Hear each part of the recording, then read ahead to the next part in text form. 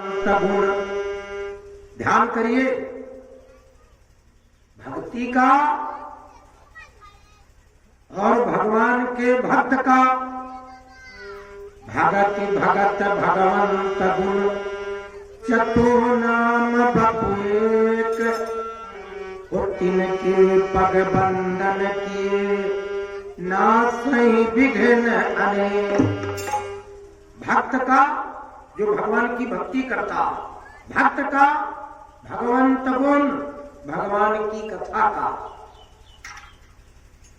भगति भगत भगवंत गुण और चतुः नाम बपुए हनुमान जी महाराज जी का।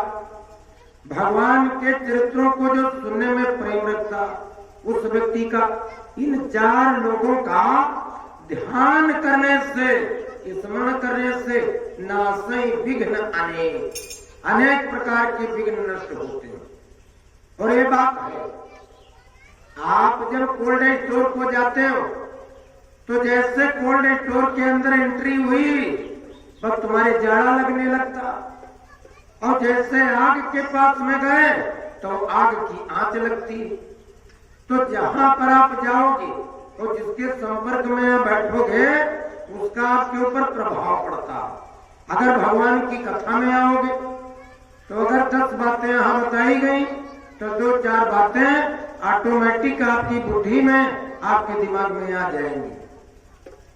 और कहीं लड़ाई झगड़ा में गए तो दोनों तरफ की लड़ाई को अगर सुना तो लड़ाई सुनने का भी वो ज्यादा असर पड़ता है दिमाग में। हाँ, 2 लोग झगड़ा करते हो और तुम अपनी छत पर से लड़ाई सुनो 15-20 मिनट तो उसका भी प्रभाव पड़ेगा। वो यही दिमाग में आएगा कि अब की बार में हमारे जब पड़ोसी से होगा तो जो इसने कहा यही हम भी कहेंगे, अगर तो तुम्हारे गुस्सा पैदा होगी। तो इसलिए कहा गया है कि यही कलिकाल न साधन दूजा, रघुपति भगति विष्णु पद पूजा। इस संसार में अपने उद्धार का, अपने कल्याण का और कोई साधन ही नहीं। यही कलिकाल न साधन दूजा, और कोई साधन दूसरा नहीं। अच्छा, एक बात ये भी जान लो, बहुत बड़ा अगर तुमने घर बना लिया और पड़ोसी टूटे घर में रहता, झोपड़ी में रहता, छप्पर के नीचे, तो ये भी घमंड मत कर लेना कि हमारे तो 3 मंजिल का लेकिन पड़ोसी के कुछ नहीं, हमारे बड़ी जमीन जायदाद पड़ोसी उसके कुछ नहीं। ये मत सोच लेना। अरे घर तो अपना चूहिया भी बना लेती, बिल बना लेती रहने के लिए, और चिड़िया जैसा अच्छा घोंसला बना लेती है तो शायद कोई कारीगर बना पावे, नहीं बना पाता। सांप भी दूसरे के बिल में रह लेता। तो अगर थोड़ा घर बन गया, थोड़ी संपत्ति हो गई तो इसमें न सोच लेना कि बहुत बड़ी अपने उपलब्धि हो गई ना। कहा गया है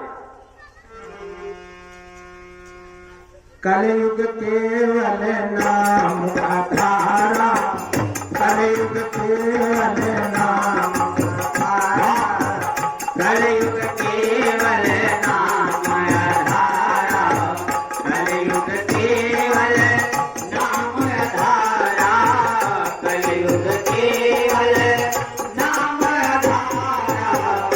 सुमिरि सुमिरि नर उतर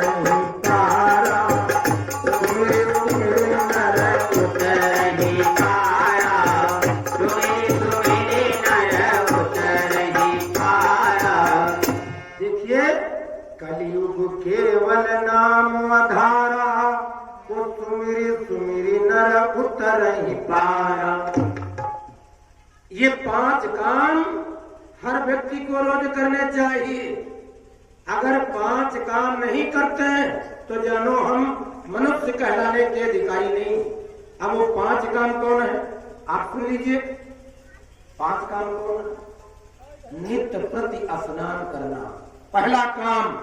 बहुत लोग ऐसे हैं कि वो रोज नहाते नहीं, कहते बड़ा जाड़ा, गर्मी में भी नहीं नहाने वाले, तमाम लोग हैं। तो नित्य प्रति स्नान करना और नित्य प्रति दान करना। अब दान में ये न सोच लेना कि 100-200 रुपया किसी को तो रोज दे। हम कहते हैं किसी को न दो, 1 रुपया अपनी कन्या को दो, 1 रुपये का दान करो, 1 रुपये का मुट्ठी भर अनाज और 1 रुपये का सिक्का। मुट्ठी भर अनाज रोज हंडी में निकाल करके रखो, बर्तन में अलग। जब कहीं पर भंडारा हो या कोई दरवाजे पर आ जाए भूखा गरीब, उसको दे दीजिए। या 1 रुपया रोज अपनी लड़की को अगर देते हो तो साल भर में 365 रुपये हुए, कोई ज्यादा भी नहीं हुए। तो नित्य प्रतिदान करना और नित्य प्रति ध्यान, भगवान का ध्यान करना।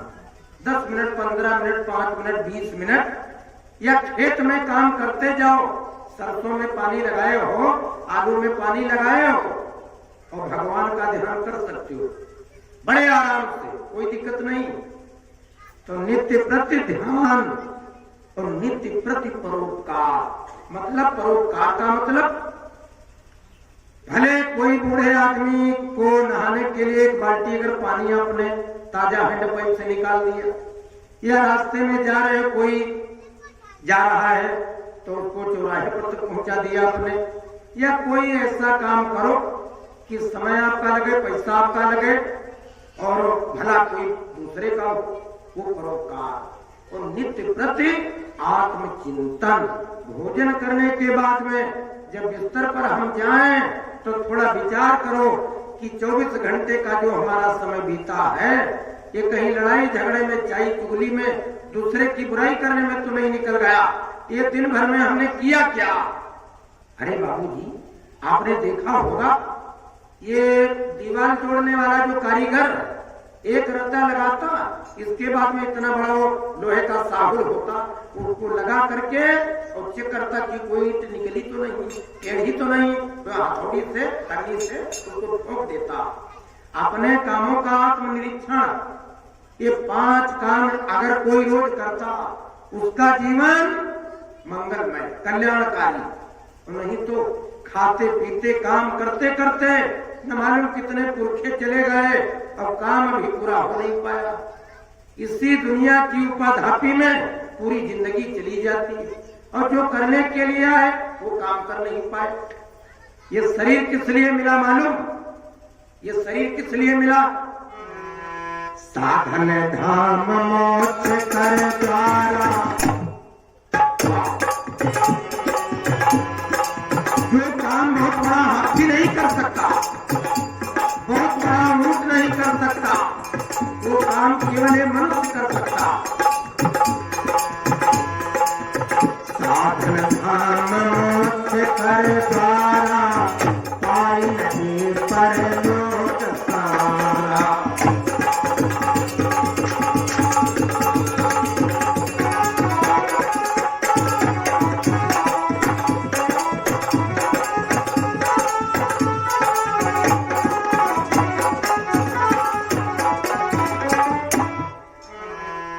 साधन धाम मोक्ष कर द्वारा, उपाय न जे परलोक समारा। ये मनुष्य शरीर मिला है भगवान की भक्ति करने के लिए। ये भगवान की भक्ति कोई और जीव जंतु नहीं कर सकते, केवल मनुष्य करने वाला। लेकिन मनुष्य भूल गया, काम काज में धन पैदा करने के चक्कर में जो शास्त्र में वर्णन है वो काम नहीं कर पाते। लेकिन याद रखिए, अगर धर्म का काम करोगे तो एक बात बता दें आपको, धर्म का काम ये नहीं है कि शंख बजाओ, घंटी बजाओ और काम काज कुछ न करो, बजाओ धर्म का काम हो गया। जैसे मंदिर में चले गए और 1.5 घंटा घंटी बजाते रहे तो यही धर्म का काम नहीं। धर्म जानते हो, धर्म के 2 खंभा, धर्म के 2 खंभा, जिसके ऊपर जिंदगी की बहुत बड़ी स्लेब टिकी हुई। अब वो धर्म के 2 खंभा कौन है? पहला धर्म का काम क्या है? देखिए, ये गोस्वामी जी का भाव है।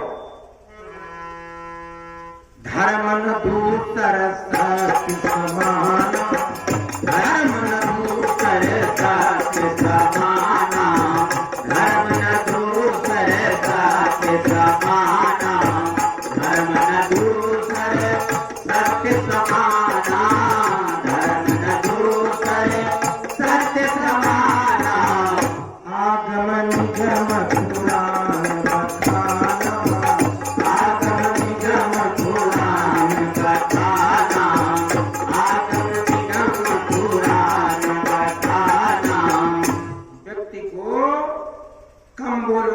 चाहिए, और जितना बोलो उसका कुछ महत्व हो।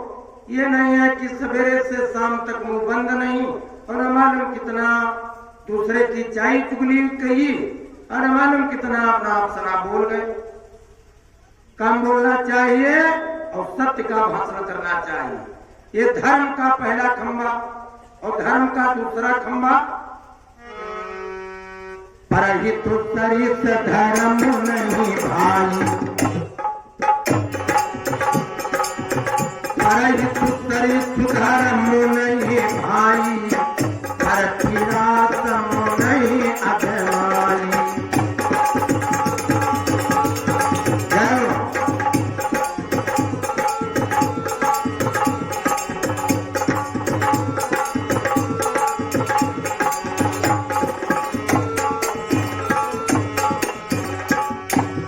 दूसरा धर्म का स्वरूप क्या है कि जीवन में जब परोपकार हो, अपने काम के साथ में दूसरे का भला हो, दूसरे का कल्याण हो, दूसरे की उन्नति हो और दूसरे का विकास हो, और किसी जीव जंतु को हमारे द्वारा कष्ट न मिले। अगर ये भावना है तो सच्चे अर्थों में आप बहुत बड़े धर्मात्मा हो।